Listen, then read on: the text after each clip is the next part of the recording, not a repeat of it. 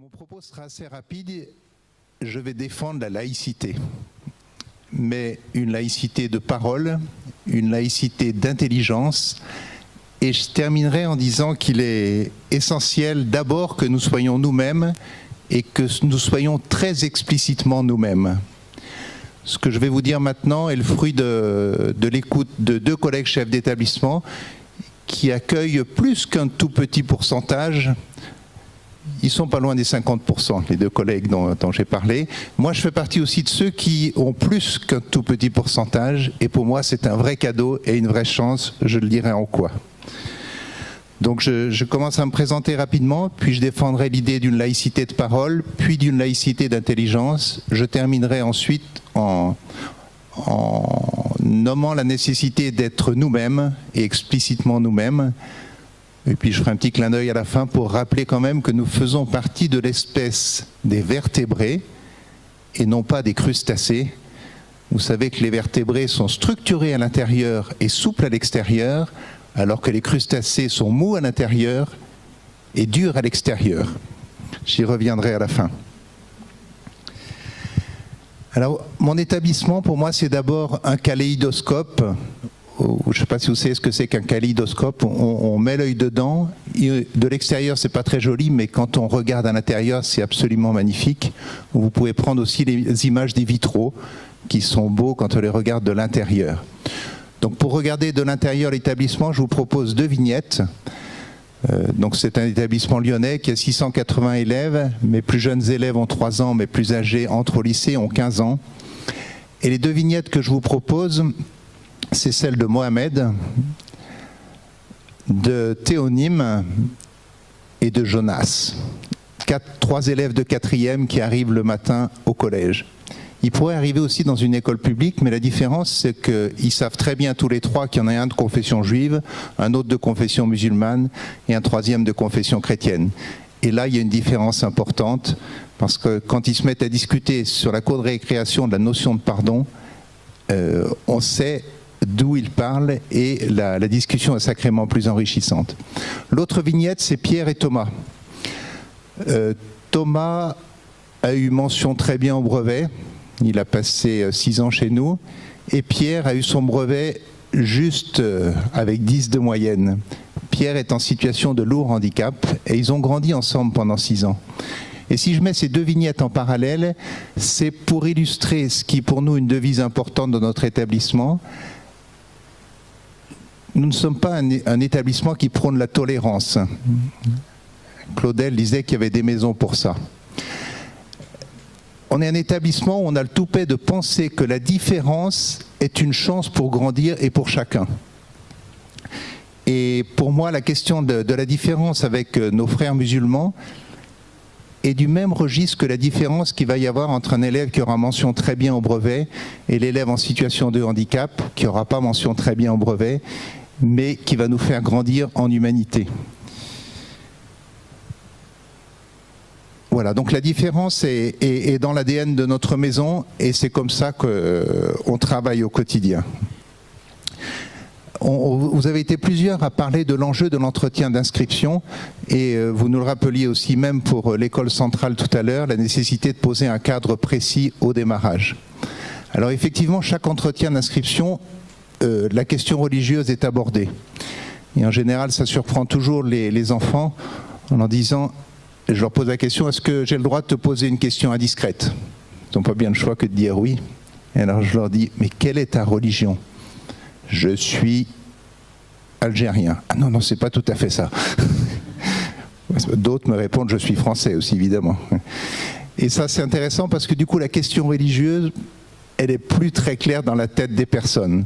Mais ce que je dis et que je défends pendant cet entretien, c'est de dire que la question religieuse, tu vois, on en parle dès l'entretien d'inscription et on va en parler dans la maison. Et je le défends au nom de la dimension spirituelle, parce que pour moi, la dimension spirituelle fait partie de l'être humain et on va la développer, mais je le développe aussi au nom de ma participation au service public d'éducation. Parce que je fais le pari qu'en étant dans une laïcité de déni, c'est-à-dire une laïcité qui ne parle pas de religion, on n'aide pas la France à se construire. Et je fais le pari inverse, c'est que quand on va prendre en compte la dimension religieuse dans notre enseignement, on construira un pays qui sera plus serein. Si je connais mon frère musulman, si je connais ce que vit mon frère de confession juive, si je connais ce que vit mon frère de confession chrétienne, j'aurai envie d'aller à sa rencontre. Si je suis dans le déni, si je ne le connais pas, je vais me replier sur moi-même et créer des communautarismes. Donc le décor est planté dès l'entretien d'inscription et les enfants auront le choix de faire soit culture chrétienne, soit catéchèse, mais ils n'auront pas le choix de ne rien faire. Quand je suis arrivé il y a 12 ans dans cette maison, on avait le choix de ne rien faire et c'était assez étonnant parce qu'à 9h, tous les enfants, à 9h le vendredi, puisque la catéchèse avait lieu de 8 à 9, tous les enfants musulmans venaient voir les chrétiens en disant « Non, non, non, non, non, on s'est levé 1 heure plus tard aujourd'hui ». C'était pas franchement juste. Donc maintenant, ça fait partie de l'obligatoire du départ. Les enfants feront systématiquement du CP jusqu'à la fin de 5e, soit culture chrétienne, soit catéchèse. En 4e, on sera plus sur une ouverture de culture religieuse, mais on a souhaité vraiment du CP à la 5e, entrer par la culture chrétienne. Et une des grandes difficultés qu'on a aujourd'hui, c'est que la catéchèse elle-même n'est même pas fondée sur une culture chrétienne. Parce qu'on catéchise aujourd'hui des enfants qui en fait n'ont pas de culture chrétienne. Donc il faut qu'on invente du 2 en 1 quand on fait de la catéchèse maintenant. Le défi est de tous les côtés à la fois. Voilà, donc je défends vraiment cette idée d'une laïcité de parole. Et je m'appuie aussi sur une autre expérience que je trouve assez étonnante à Marseille, où la mairie de Marseille a demandé à la fraternité Bernadette d'aller s'installer dans les quartiers nord. C'est-à-dire que notre République demande à des personnes qui s'appuient sur leur foi pour aller à la rencontre des quartiers difficiles. Et je trouve que c'est un bel exemple et on peut de la même façon, nous aussi, être dans l'explicite pour aller à la rencontre d'enfants différents et apporter une contribution originale. Voilà, donc une laïcité de parole et non pas une laïcité de déni. Et là, je participe pour moi au service public d'éducation. Je suis associé au service public d'éducation, voilà, donc pour la dimension spirituelle, oui, mais aussi sur cette dimension de la citoyenneté. J'insiste aussi sur cette laïcité d'intelligence, et là, ceux qui ont envie de creuser la question, je vous invite à reprendre ce livre de Xavier Dufour qui traite ça, c'est un livre de l'année dernière, avec beaucoup d'intelligence, justement, et il s'appuie notamment sur le rapport Debray. Et là, je cite François-Xavier Bellamy, toute ressemblance avec quelqu'un qui serait engagé en politique serait un pur hasard, je fais appel aux philosophes. Je crains le choc des incultures. La culture nous transforme non pour nous faire devenir autres, mais nous conduire à nous-mêmes pour nous augmenter de nos propres capacités et nous faire reconnaître ce que nous sommes.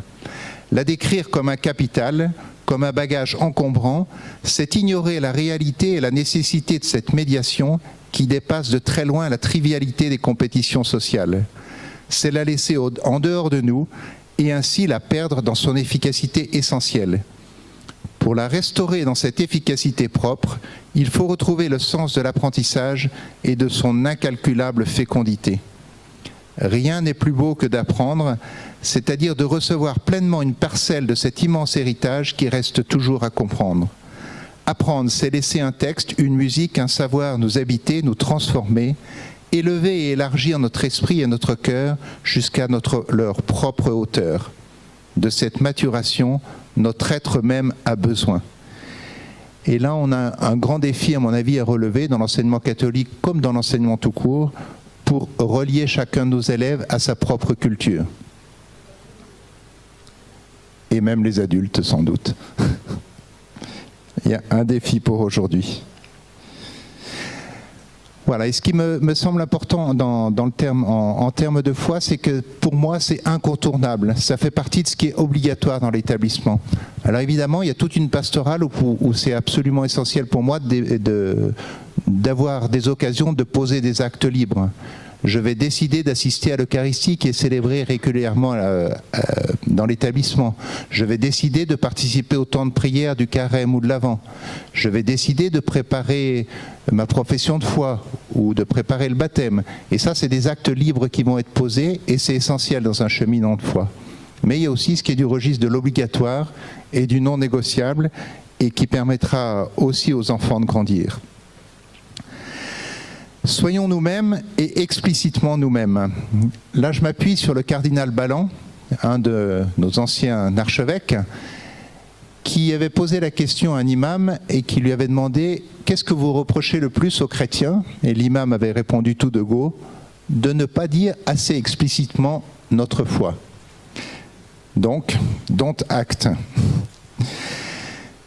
Ceci étant dit, quand j'ai interrogé mes collègues, et puis j'ai reposé la question hier en conseil d'établissement, en conseil de direction, j'ai dit à mes collègues, mais qu'est-ce que je vais dire demain? Qu'est-ce qu'il y a de spécifique dans l'accueil des musulmans? Et là, il y a eu un grand blanc en conseil de direction. Il y a eu un grand blanc parce qu'ils m'ont tous dit, mais je ne vois pas ce qu'il y a à dire. Pour nous, c'est des élèves, ce sont des élèves comme les autres, il n'y a pas un traitement particulier à leur faire. Et j'ai trouvé la réponse assez intéressante. Et c'est là que la seule réponse qui vaut, selon moi, c'est finalement d'être vraiment nous-mêmes. Et là, je cite mon collègue, dont l'adjointe en pastoral parlera tout à l'heure, donc qui est chef d'établissement à Mère Teresa, où je reprends ce passage pour montrer qu'il est très explicite dès l'entrée de l'accueil de ses élèves. Et il accueille un certain nombre d'élèves musulmans. Dans une société où pendant 30 ans on a prôné une espèce de chose religieuse éthérée et vaporeuse, faite de prières, de paix, de générosité mièvre et sans saveur, n'ayant pour dessein que d'escamoter les différences entre les religions, je pense depuis très longtemps que ce ne sont pas nos points communs universels et humanistes qui doivent nous permettre de nous rapprocher les uns les autres. Mais au contraire, je suis convaincu que c'est l'envie de découvrir tout ce qui diffère dans nos pratiques, nos rites et nos cultures, qui doit engendrer le besoin de se rapprocher les uns les autres. Et là, il poursuit en disant « La présentation de l'établissement et de la vie que l'on propose en son sein se tient en 3 points. Une terre d'église, premier point. » Comment ça résonne dans la tête d'un musulman. Un travail de professionnel guidé par la rigueur et l'exigence. Un lieu de partage et de découverte de l'autre, véritable initiation à la vie en société. Et je trouve que l'entrée est intéressante, c'est-à-dire que dans l'entretien, le chef d'établissement, et ça c'est une chance de l'enseignement catholique, puisque dans l'enseignement public, il n'y a pas d'inscription en fait. Les élèves sont nommés en fonction de la carte scolaire dans tel ou tel établissement. Là, le projet d'établissement est proposé à la famille, et il y a une alliance entre la famille et l'établissement, du coup, qui se noue. Et là, du coup, le décor est planté d'office, et les familles qui mettent leurs enfants savent où ils mettent les pieds. Ceci étant dit, quand on a annoncé la couleur, je défends l'idée qu'on a tout à gagner à se laisser interpeller par nos élèves musulmans. Je pense à Yanis qui, lors de l'entretien d'inscription, je lui dis « Alors, tu vas assister, à ton avis, à la catéchèse, à la culture chrétienne ?» Il me dit « La catéchèse, je l'ai fait dans l'établissement précédent. Simplement, j'ai arrêté parce que il y a un jour où j'ai trouvé ça scandaleux et j'ai demandé d'arrêter la catéchèse. C'est un jour où j'ai pas bien compris. On faisait de la pâte à modeler et on m'a fait construire une croix et on a mis un homme dessus. J'ai pas compris. » Et je me suis laissé interpeller par ce qu'a dit Yanis. Parce que pour nous, les croix, on les porte parfois autour de notre cou. Et on a oublié que la croix était un scandale. Et il m'a fait avancer dans ma foi. Dans ma foi aussi, le jour où j'ai demandé à une élève qui rentrait en 6e, qui était explicitement musulmane, de me faire un cadeau, je lui ai demandé de m'écrire 10 noms de Dieu dans sa religion. Elle m'a dit « Oui, monsieur, je vais vous le faire et je vous les écrirai en français et en arabe. » Et j'ai toujours cette feuille avec le Tout-Puissant, le Très Miséricordieux. Voilà, mais sans gommer pour autant nos différences. Peut-être qu'un élève musulman me dira que c'est Issa et que là, c'est la mère d'Issa. Dans le dialogue, je lui dirai aussi que c'est le Fils de Dieu et que c'est Marie, Mère de Dieu. Et on parlera de nos différences plutôt que d'être dans un consensus mou. Mais nos élèves musulmans, dans les cours de culture des religions, dans les cours de culture chrétienne, réveillent un sentiment religieux. Et chaque année, je vois des élèves qui se remettent en route parce qu'ils ont été bousculés par les élèves musulmans qui, eux, ont moins de pudeur pour parler de ce qu'ils vivent.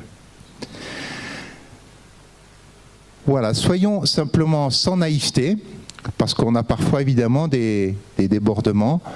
Et tous les 2 ou 3 ans, on a quelques élèves qui nous demandent pourquoi on ne met pas de viande ou de nourriture halal au self. Et là, je réponds aussi de la même façon que Pascal Chevalier, qui me redonnait cette anecdote, Pascal dont je parlais à l'instant, qui est chef d'établissement à Mère Teresa. Cette année encore, en septembre, 3 élèves de 6e ont été un peu incisifs à propos de la viande halal au self. Dans leur classe, le cours de culture chrétienne a commencé la semaine suivante et je leur ai expliqué que je n'avais pas à répondre aux exigences alimentaires de chacun, quelle qu'en soit l'origine. Ainsi, il ne s'agit pas d'un problème de religion, mais d'un problème de respect de la maison qui vous accueille. À partir du moment où il y a le choix entre viande ou poisson, et assez en fin de service pour rassasier celui qui a faim, je ne connais ni les sans porc, ni les sans viande, ni les sans œufs, ni les sans brocoli, ni les véganes. La question a déjà été évoquée d'ailleurs dans la prise de parole de Charles. Voilà, un élève délégué aussi de 4e, il y a 4 ans, m'a dit, écoutez, moi vraiment je ne comprends pas, vous mettez des versets d'évangile, à la demande de notre évêque, on mettait chaque semaine des versets d'évangile du dimanche suivant dans les classes. Il dit, moi j'accepte que vous mettiez les versets d'évangile, mais j'exige que vous mettiez aussi des versets du Coran. Voilà, je lui ai dit qu'on était que dans un établissement catholique et qu'on ne mettrait pas de versets du Coran. C'est très bien passé. Voilà, donc allons sans peur comme Sainte Bernadette qui va voir son évêque, qui dit « je ne suis pas là pour vous convaincre », donc bien sûr sans prosélytisme, mais sans peur. Marie a simplement dit de le dire. Allons sans peur, allons le dire.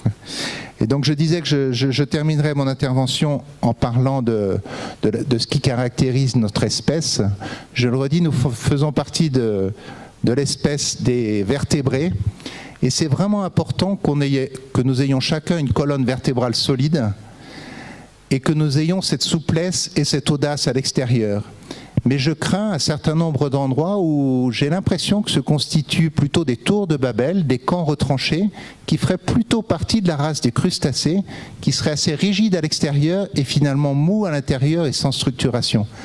Donc il y a un enjeu, à mon avis, essentiel à nous structurer, nous en tant qu'adultes, comme des vertébrés, et à structurer chacun des élèves qui nous sont confiés comme des vertébrés. Et pour moi, on passera alors de Babel à Pentecôte.